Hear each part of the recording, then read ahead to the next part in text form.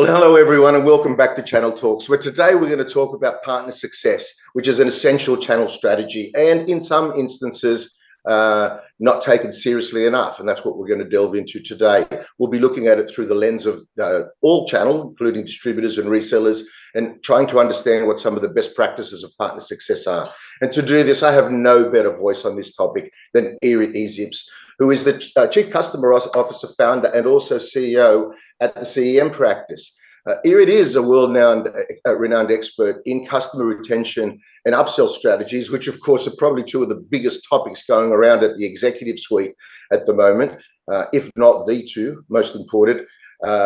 And over that time has earned numerous awards, accolades, and recognition, including being over the last 10 years consistently in the top 10 customer success strategists and influencers. Irit's also very generous with her time, and she runs a podcast, YouTube and podcast, which with many episodes which I've indulged in, and around about 8,400 subscribers to that as well. So it's huge. She learned to trade in the field, which is also awesome, and that was right at the end of Gainsight. And of course, we've had Nick Mehta, our friend, on the channel. She was head of strategy and solutions consulting there. It then left Gainsight to form the first customer success consulting strategy firm in the world, and here we are. So welcome to the channel, Irit. Thanks. This is by far the most recent introduction I've ever had. Well, there you go. I hope I got that right. And of course, joining me is Scott Frew, who's the founder and CEO of iasset.com, who actually implemented customer success tools and also put people into those roles over 13 years ago. So a veteran in customer success, in fact, had a team of customer success representatives in the distributor we found, distributioncentral.com many years ago. So he's actually one of the most foremost voices on partner success and in keeping the channel relevant. So Scotty, welcome. I'm pretty excited. This is going to be a great one. I'm going to lay out the scene for the discussion with some facts, because facts don't really care about your feelings. And my view is I constantly get asked, at least daily, why should tech vendors and manufacturers pay attention to partner success as a component of the customer success strategy, and why this is important to all suppliers, manufacturers, and vendors. So for a start, I'll give you my view. Especially in North America, these distributors, distributors and partners, all kinds of partners, they're some of the largest companies in the world. To put it in perspective, some of these, or many of these, are bigger than the likes of Nike, McDonald's, Coca-Cola. So they're very relevant. They're not going away. They're getting bigger and they're getting more important. So Irit, please, why do you think partner success is so paramount now, from your vast experience, just as an introduction? Yeah, sometimes I do work with partners to develop their customer success program, and you could clearly see where they're struggling with right now with the transition to SaaS, and even just the world of business is changing. I mean, if the traditional approach was let's build it and sell it, if you could build it and sell it, or just provide it, then customers will follow and the business will grow. And still, there's a lot of business to be made around that, but we should all, the world is changing into, we build it, we sell it, but then we want to make sure that customers don't just get the product or the solution. We actually need to make sure that they're getting business outcomes. And if you don't jump on that wagon, your competitors will. And so what partners are starting to see is that the early adopters of customer success from their competitive landscape, have started to embrace that. They're, whatever they're doing from a value proposition, their website looks different. They don't call their sales cycle a sales cycle. They're actually providing consultative selling. So it's a consulting service to evaluate the best solution. And then after the sale, they keep in touch. And so if there is another opportunity to expand the wallet share, they'll be the first to hear about it. It's a huge competitive advantage for those in that partner ecosystem to learn about customer success, embrace it as a company-wide initiative, and basically get into the 21st century way of doing business. Yeah, so important, because you did touch on something that is dear to all of us, and that is all that around if you don't, someone else will, which is all about customer retention, which is so important right now. Scotty, you've seen it from a local and regional distribution point of view, knowing also that some of these organizations have been around so long, they actually control the culture in in a market as well. So from that lens, how are you seeing the importance of customer success and why it's so relevant to vendors? Well, I've always had the position that a lot of the vendors, the classic technology vendors, have paid lip service to customer success, and they're now banding it around but not actually fully engaged in it. Plus, they have a challenge of they're separated by global distribution and the partner base. So if you just assume for the moment that customer success is really all about adoption, because if they don't adopt the product, they won't use it, you'll never get any further business from that. It's up to the partners and the distribution base to ultimately support that adoption process, because without adoption, as I said, you won't get increased renewals, you won't get increased expand sales or extend if you're partnering with other companies. And in my world back when I had the last distribution business, we were bleeding edge for customer success or partner success, because we could see the writing on the wall, which was if you don't continue to support the product life cycles over the years that the product's deployed, you're never going to get continuing business from that, and then it's open for competitive attack, etc. So, my role, which is why the platform came out as its own, was to wrap my arms around my partners to make sure they never missed an opportunity, and that's what the platform actually enables for those partners that are using it. Yeah, and it reminds me, Scott, of when we had Nick Meta on the platform, a good friend of ours, who was saying, if customer success without partner success can't happen, because there are so many channels to an end customer, and who's running the prime contract, which I thought was quite profound and very strategic. And that was kind of back when we had Jay McBain and also Alan Adler. Make sure that you look at those interviews on the channel. That partners, if they're given the right automation tools and an emphasis on the automation tool side of it, they can democratize what they call the new partner ecosystem. And what was relevant there is that they don't need more portals. They actually need ecosystem tools, because you don't want to go into 1,000 portals. You only want to go into one, maybe two, portals to be able to make those transactions. Otherwise, it doesn't become profitable. And according to TSIA research as well, this is just recent in November, already 67.5% of who they surveyed, the partners they surveyed, are most likely to look for vendors that have customer success plans and also can give them the customer success tools they need to achieve these.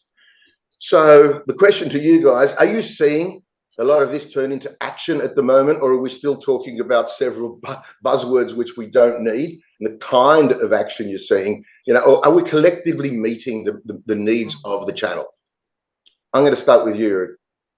Yeah, I want to say I don't have like recent research data, but I can say back in 2019, Deloitte announced that they did a benchmark market global research, and they found that only 63% of the companies back then indicated that they had some sort of they had zero partner success initiatives. So that they didn't have any processes, they didn't have any data points to share with partners. It was just basically like a black hole. On the other hand, like I actually have some clients that are partners for multiple vendors, just like the resellers.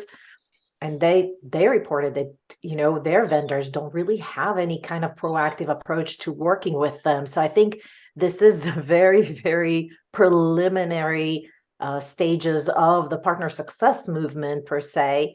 And the ones that are leading the charter are probably like companies like Cisco and VMware that made some investments in partner success and are doing very well. And those are even data-driven type of partnerships. So we can talk about kind of like unfold that a little bit down the conversation. But yeah, I don't think it's a very mature ecosystem right now.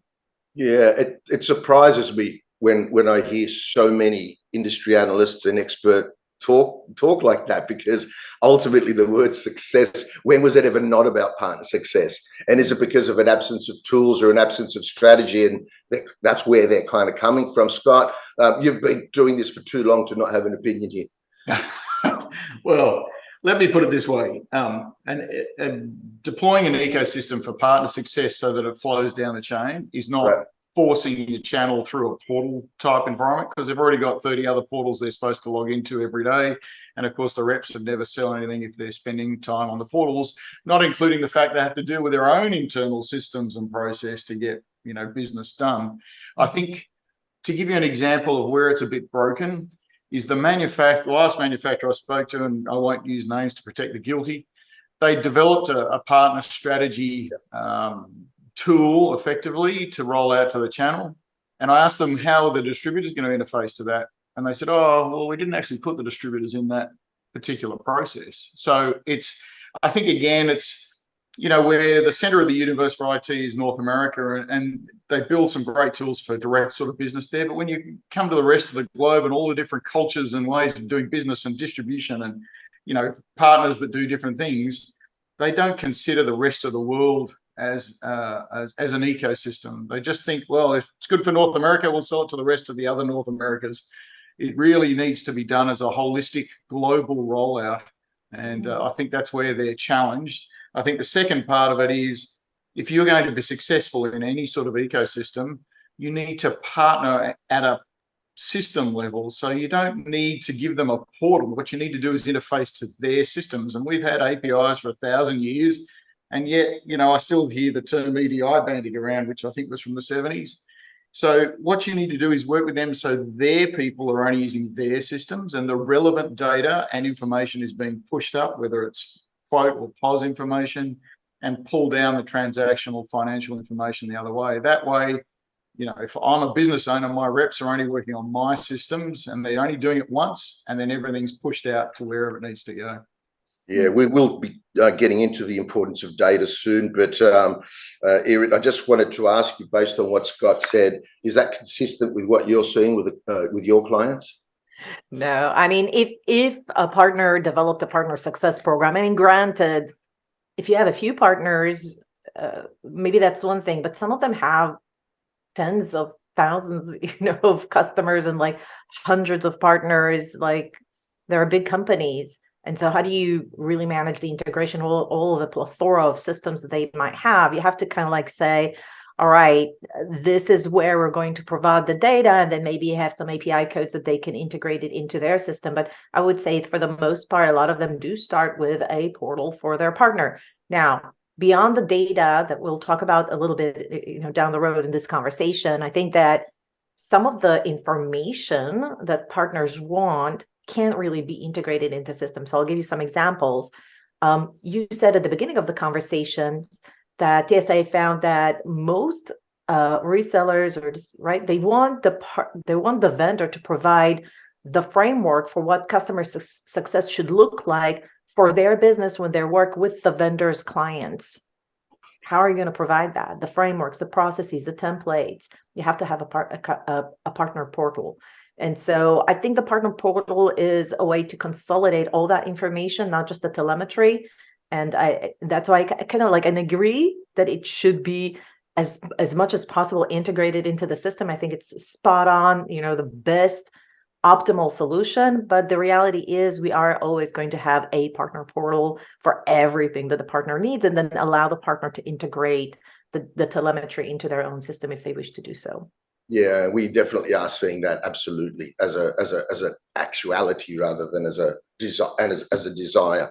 But it always makes me wonder, because we're living in a world where if you can digitize everything, digitize it. So every company's becoming an IT company. Every company has a digital transformation company. So in order to move everything from on-premises to cloud, and is that a movement? Well, there's still a lot of technology on premises, and it's trying to move to cloud, and that's why SaaS is becoming really important. But our friends at Canalys tell me that 70%. They reckon that 70% of SaaS is still acquired outside of IT. Have partners lost faith in looking for alternative support, from their vendors to go to market? I'd say, What's yeah. pick that one up. I think the partners that I'm talking to have kind of like, all right, we're not going to wait. We're actually going to do something about it, because they're seeing unexpected churn. They have like a plethora of like challenges that arise with the rise of SaaS. I think, like, they don't know exactly, how can they scale the way they serve their customers, in a digital manner, or they don't have the tools or the capacity to do that. I think, if they had a partner success, that would be much easier for them. They need to figure out their value prop. That's a huge opportunity for them to move from just a provider of a tool to a provider of a solution, of a value added service, versus, let me just sell a solution, let me evaluate what you need, and then after the sale, make sure that you are implementing what the outcomes that you wanted. So I think that's kind of like what I'm seeing is like the first step that they're doing is changing their value prop, changing the way they're doing business, and then coming up with a value cycle management that's more proactive, and even kind of doing an outreach to the partner. Hey, who's the CSM on the partner side, and creating that relationship and a cadence with them. Yeah, absolutely. That's vital, essential. Scott, what do you see, mate? Look, I think on the process side, I think that most of the reseller partners that we've seen out there are still struggling with a CSM practice in their own right. I think they're still being driven from top down, and they need to basically get on the bandwagon and understand how that process works. And I remember when we did it at DC how many years ago, it hadn't been done before, distribution. In fact, when I started calling my people customer success people, they went, "What the hell's a customer success person?" They didn't want it, yeah. It was too American for them at the time. But really, they've got to push their people to evolve into new positions. So rather than trying to keep the old structures going, they need to innovate. They need to push it forward. And a lot of those, especially principals, are so busy doing the business, they're not stepping back and looking back into the business to see how to innovate to the next level, which includes this customer success piece. Yeah, and from my lens, what I'm seeing in the many vendors that I talk to, and also channel players, many of the channel players, the distributors, and the resellers, especially the MSPs, they absolutely want to practice channel partner success. They want to reduce churn, they want to reduce their costs, and they want to increase their revenue, but they're looking to the vendor to provide them with the program and the tools that will allow them to execute on that. I don't see a lot of that support. It's almost like, no, it's the other way around. You do this, so you go out and you get that, and you fund that on the celeb margins. So there's almost like a Mexican standoff in some of these negotiations, which should never happen. So in saying that, okay, let's flip it over. What would be the vendor's challenge today if they don't have a partner success program? What's going to happen? I'll hit you, Irit, first. Yeah, I think what are they missing out on? Yeah, I think what we're seeing is that they're actually challenged with unexpected churn. And the reason is that they don't really have a clear way to understand what is happening with the partner. They don't have telemetry of usage. They're working blind. They don't know what is the CSM from the vendor side is doing. So there's no real visibility. There's no synchronicity around what are we saying to customers? What are the things and priorities that we push or recommend to customers? There's a little bit about that. The vendor might be sending NPS score or other surveys to kind of gauge customer satisfaction. They don't have visibility to that. So they don't know who their biggest detractors or promoters are if they don't have their own survey sent out. And what if there's like multiple ones that are, and then they don't have any signs of risk. So if there's a lack of adoption, they wouldn't even see it. If there's opportunity to increase features or modules, they don't have that.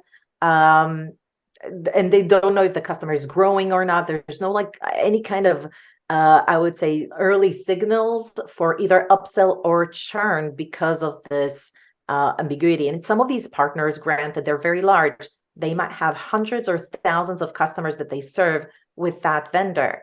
And so they have data challenge in and of itself, but they have less resources than the vendor. So you have to ask yourself, why the heck isn't the vendor investing their time and their resources to provide visibility to those questions? Yeah, and Scott, I mean, what we're seeing as well, to support what Irid is saying, many vendors now are recognizing that their channel programs just aren't cutting it, and they need to give different channel programs and reward them in different ways in terms of, reduction of churn, increase in upsell, increase in cross-sell, and that's where they're getting their rebates and their MDF from. There's a new metric which says, I want you to do this, and this is how I'm going to support you and recognize you. Even though I don't have the tools at the moment, I still want to put you in that mindset and mind frame, which is encouraging.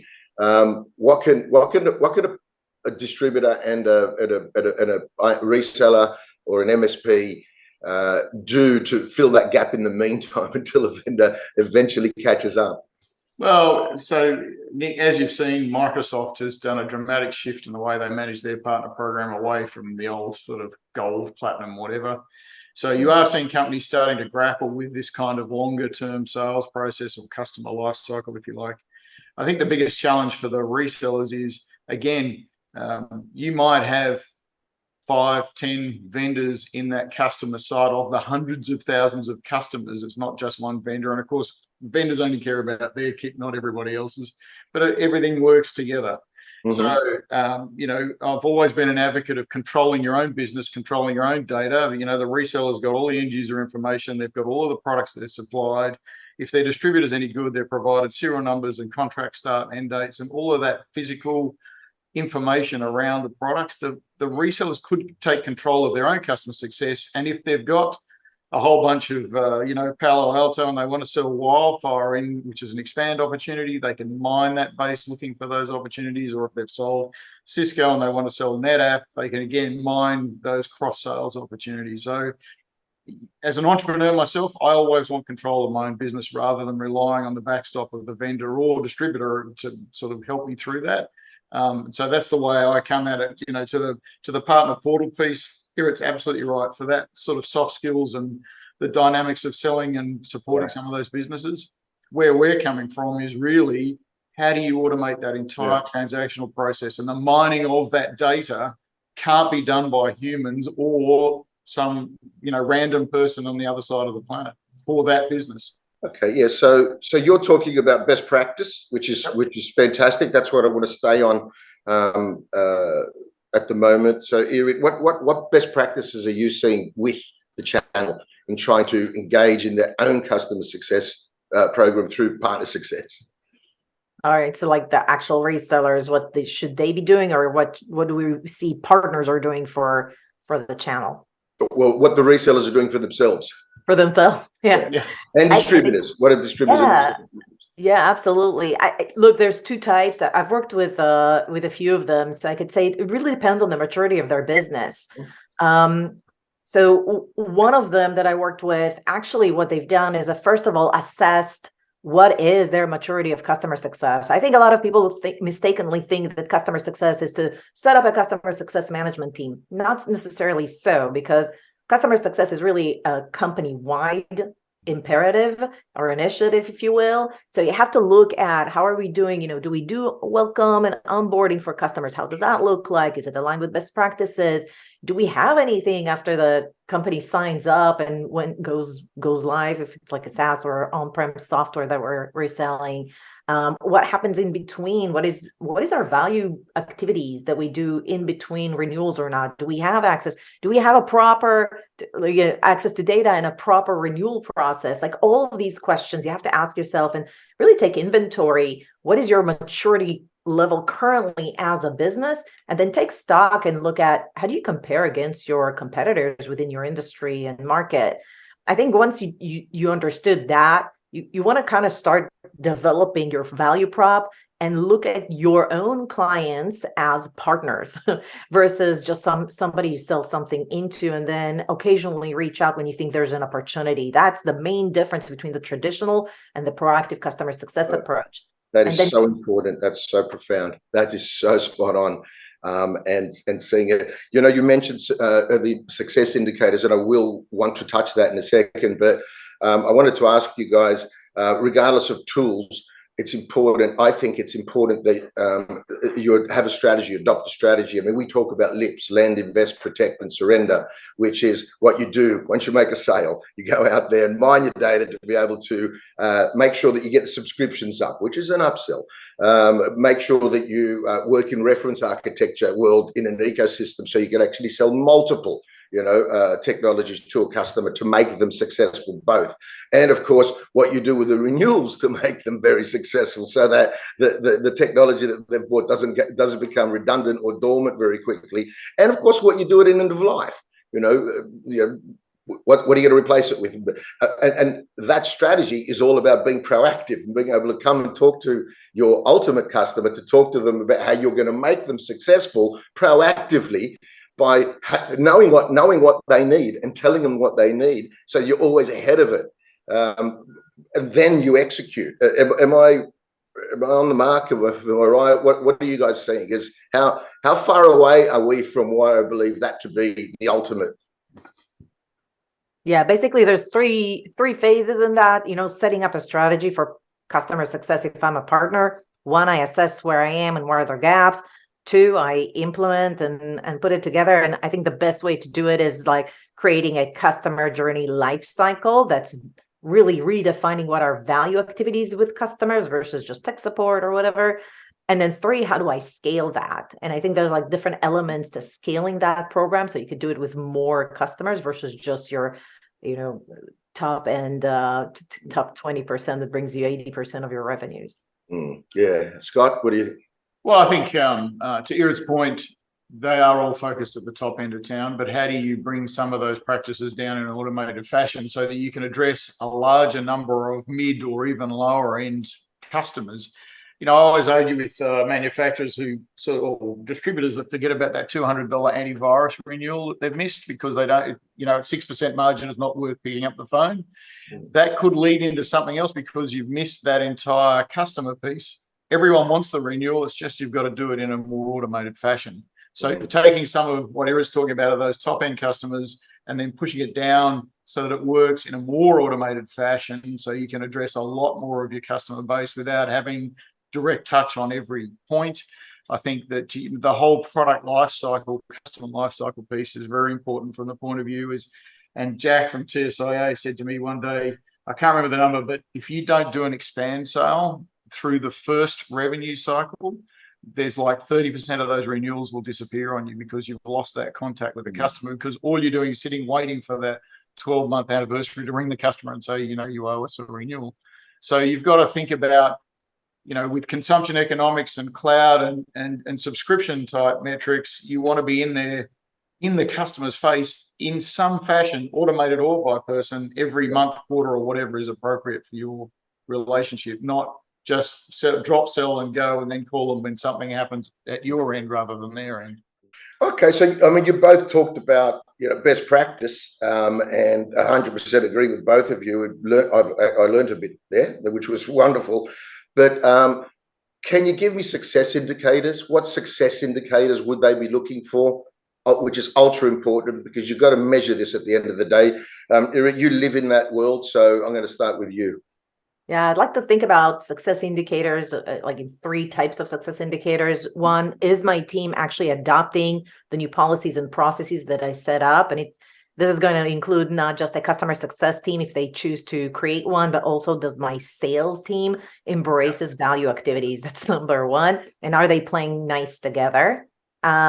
Then if they are doing the activities that we set up to do in our new value lifecycle journey, am I seeing some leading results, early signs of results? Because there's a business impact, which is obviously very important, but I also want to see that customer satisfaction is going up, engagement is going up, product adoption is going up.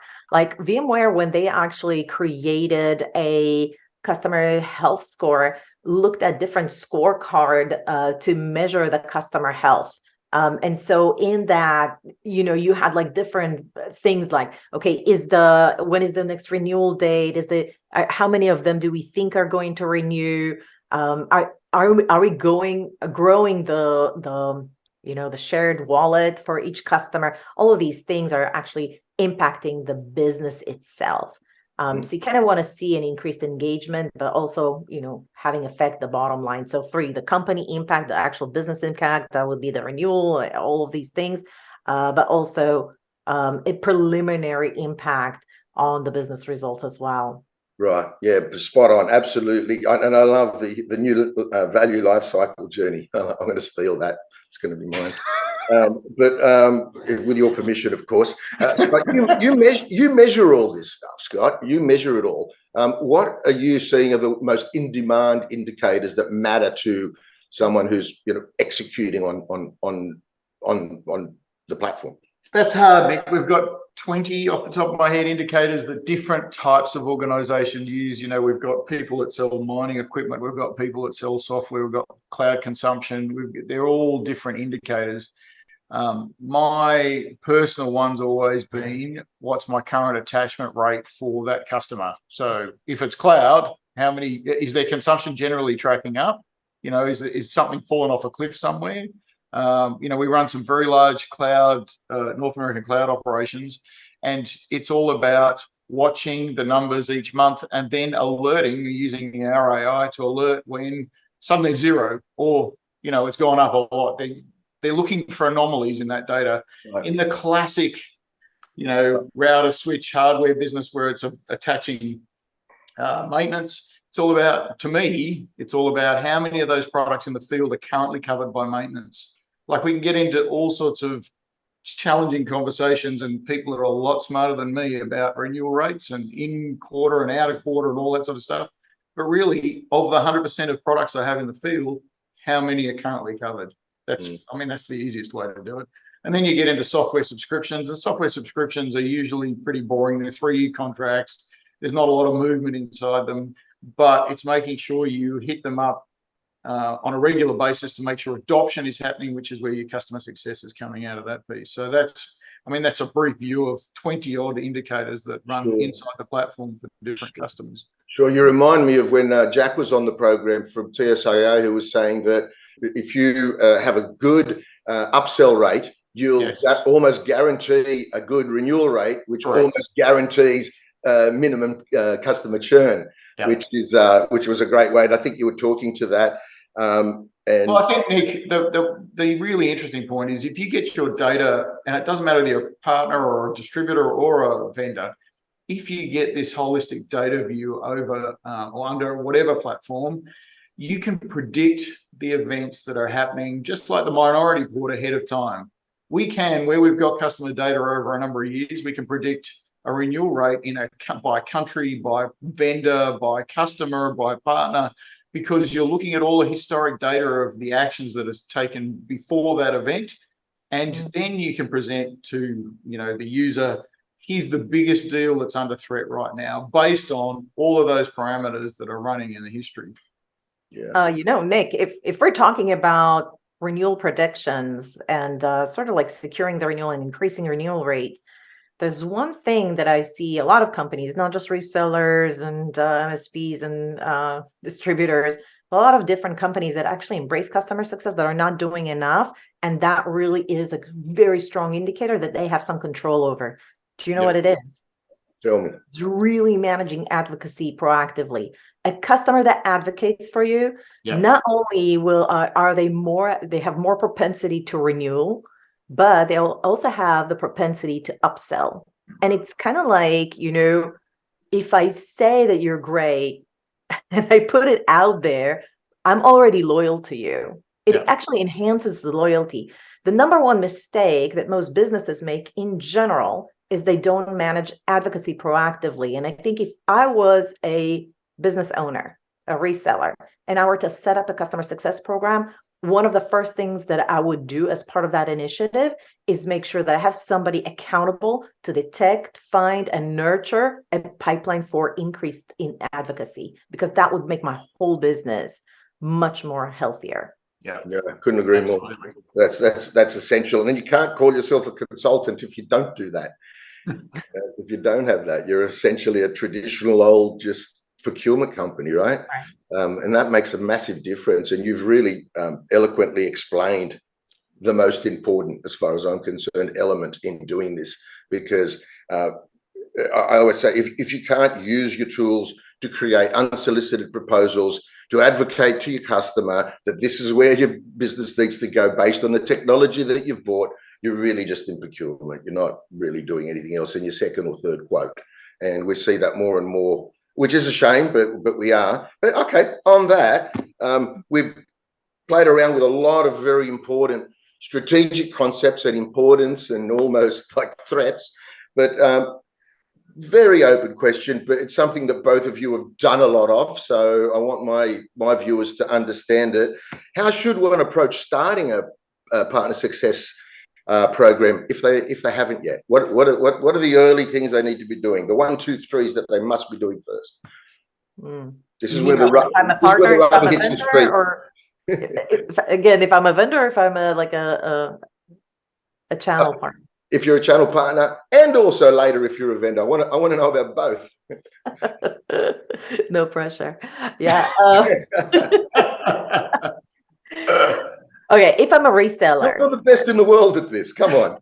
Well, I think I would take different steps, honestly. Like if I'm a partner, the first step that I was going to do is pick a few partners, probably all of my 100%, all of my key partners, but then make sure I have enough partners that I talk to that are from different industries, regions, potentially, or sizes to understand, hey, if I were to invest in a partner success program, what do you guys need? What do you want? What would be the best way to communicate? What data do you need? What data would you be willing to share? Like all these questions, I think are really important to just align on what should the partnership look like and the partner success program look like. I think that's like step number 1.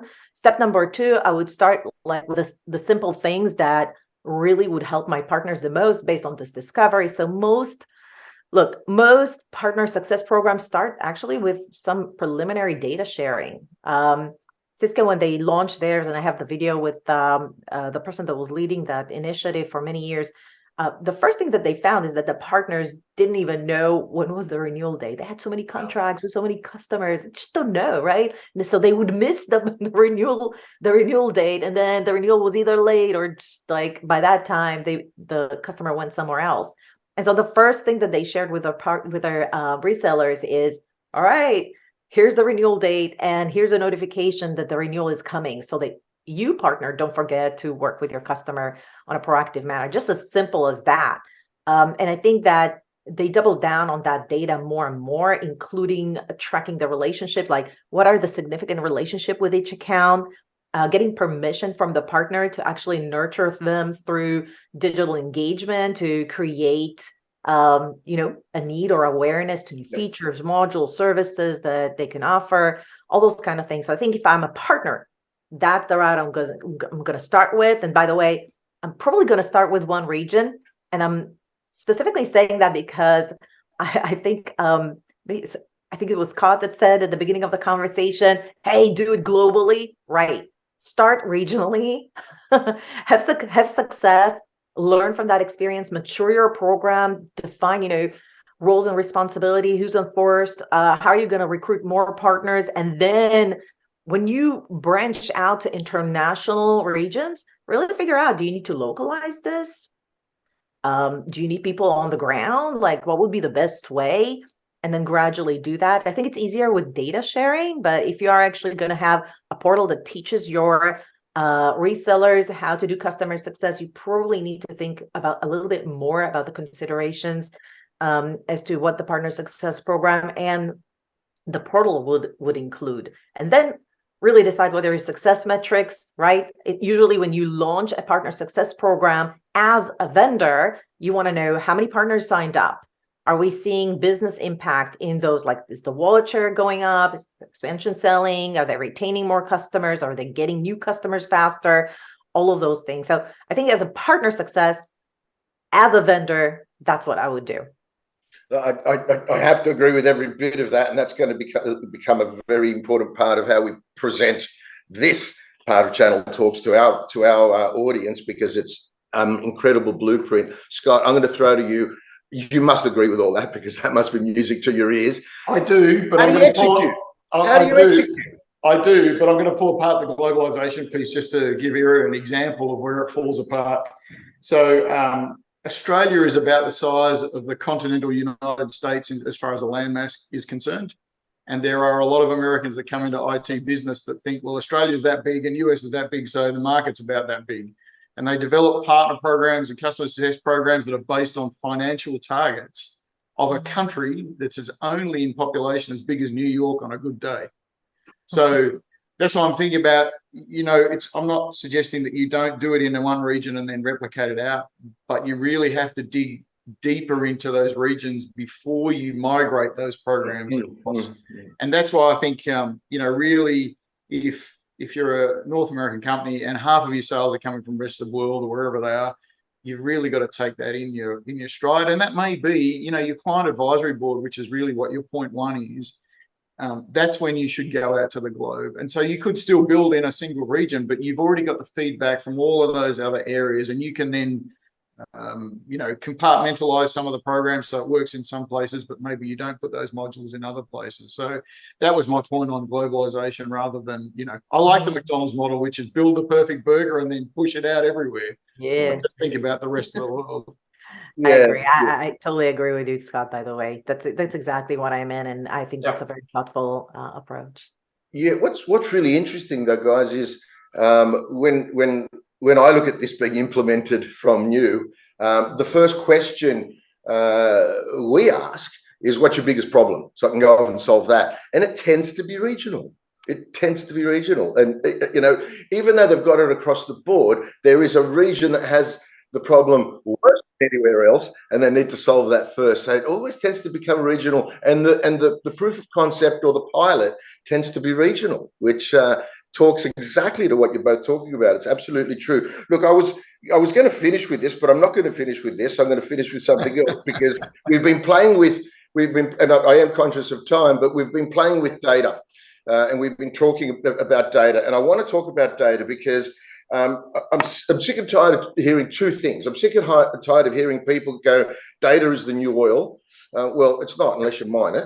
So data is nothing unless you do something with it. And the second thing is our data is bad. There's no such thing as bad data. It was just collected for a different purpose, and it needs to be reorganized so it can be mined. It's the same data, just needs to be reorganized so it can be mined. My question to you guys, having said that, is, am I right or am I wrong?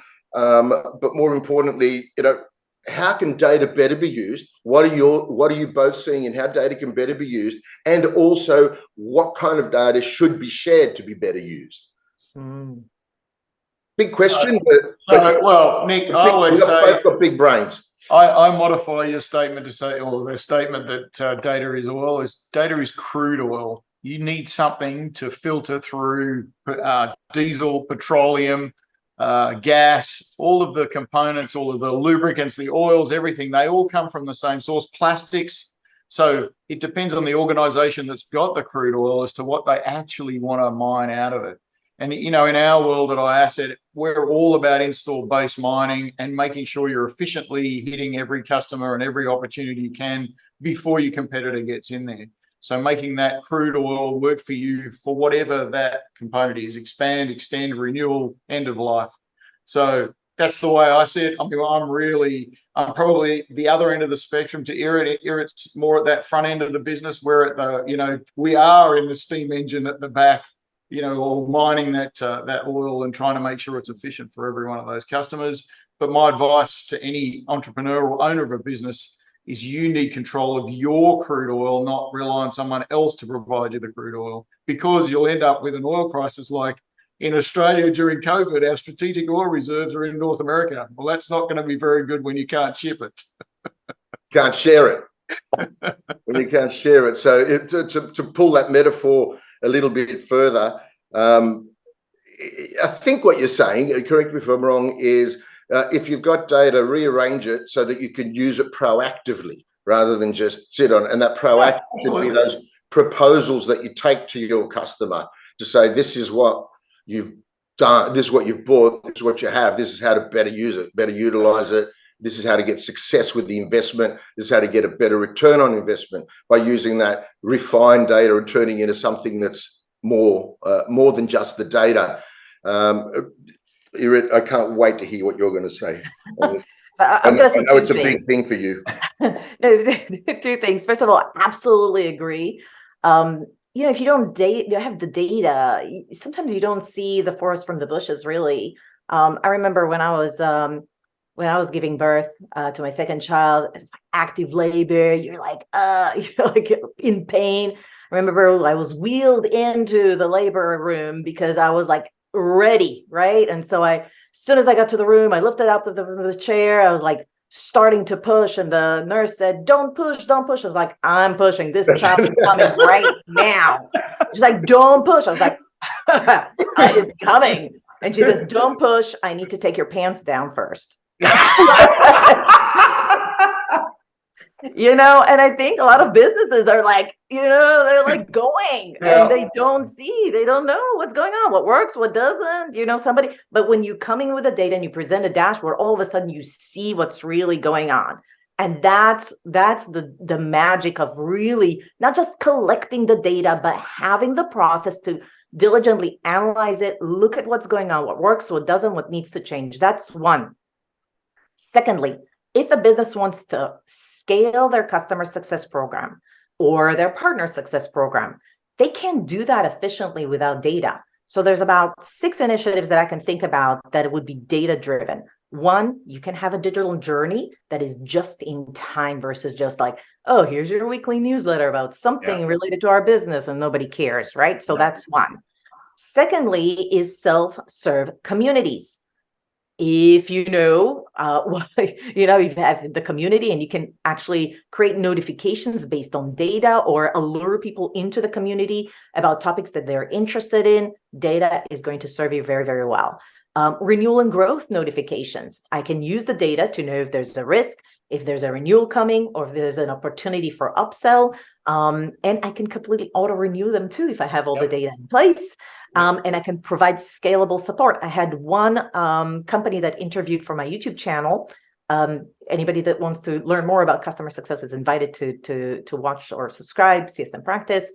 And what they said is that they actually took the data from their support ticket and find recurring issues that they could harvest through the log of the systems and then create a support ticket automatically with the suggested solution when a certain error was coming up because it was that frequent and it was wasting their support team's time.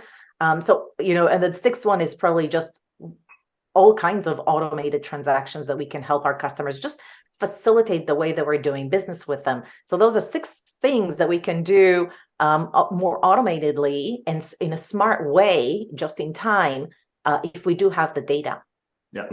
Yeah. Scott, any more to add to that? No, I agree entirely. If you don't have control or your arms around your own data, you will fail. And especially in today's market with consumption economics, because it's all driven by data. There's not one part of a consumption contract that isn't data based. I think to push the analogy about oil a bit further, you may not know that diesel and petrol and these sort of products go off over time. Data goes off over time. So what you need to do is be engaged with it. So yes, it's fine to have the data, but you need to be constantly stirring the data to make sure it stays relevant and current. And only through that, pushing your teams to actually engage with the data means that the data will always stay current.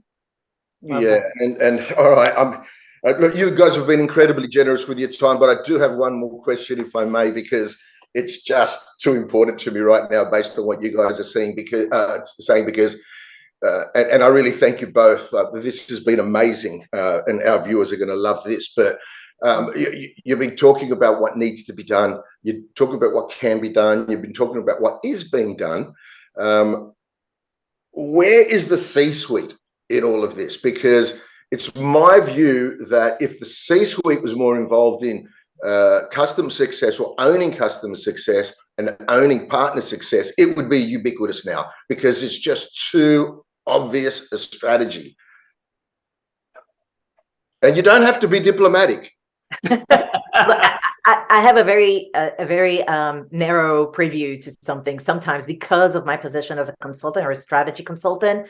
And I can only speak from my experience that when a company decides to embrace customer success and they're an MSP, a distributor, or a reseller, you know who reaches out to me?